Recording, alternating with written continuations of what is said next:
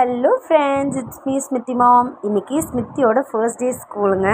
So பிரேக்ஃபாஸ்ட்க்கு ஏதாவது ஸ்பெஷலாக செஞ்சு கொடுங்கன்னு சொன்னாங்க. நான் வேஃபல்ஸ் தான் செஞ்சேன். வேஃபல்ஸ் எப்படி ஹெல்த்தியாக பண்ணுறதுன்றதை இந்த வீடியோவில் ஷேர் பண்ணியிருக்கேன். வாங்க வீடியோக்குள்ளே போகலாம்.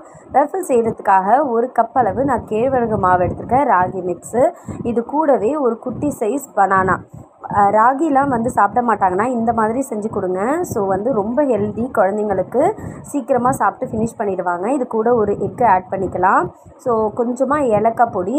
நான் இதே ஸ்பூனில் 3 ஸ்பூன் அளவு நாட்டு சக்கரை ஆட் பண்ணியிருக்கேன். ஸ்வீட்னஸ் தகுந்தாப்பில் நீங்கள் கூட குறைச்சி ஆட் பண்ணிக்கோங்க. கொஞ்சமாக சால்ட்டு. இப்போ நம்ம கேழ்வரகு மாவு அளந்தோம் இல்லையா, அதுலேயே 1/4 கப் அளவு மில்க்கு, பாயில்டு மில்க்கு ஆட் பண்ணியிருக்கேன். ஸோ இதெல்லாம் சேர்த்து நல்லா பிளெண்ட் பண்ணி எடுத்துக்கோங்க. இந்த கன்சிஸ்டன்சியில் வந்துடும் நான் சொன்ன மெஷர்மெண்ட் ஆட் பண்ணால். இப்போது ஒரு வேஃபல் மேக்கரில் கொஞ்சமாக கீ ஆட் பண்ணிவிட்டு ஹீட் ஆனதுக்கப்புறமா நான் இந்த பண்ணி வச்சுருக்கோம் இல்லையா மிக்ஸு, அதை இதில் ஆட் பண்ணிக்கிறேன். வேஃபில் மிக்சர் இல்லை அப்படின்னா நீங்கள் தவாவில் கூட, தோசை தவாவில் கூட பேன் கேக் மாதிரி செஞ்சு கொடுக்கலாம். நான் முன்னாடி அப்படி தான் ஸ்மித்திக்கு பண்ணி கொடுப்பேன்.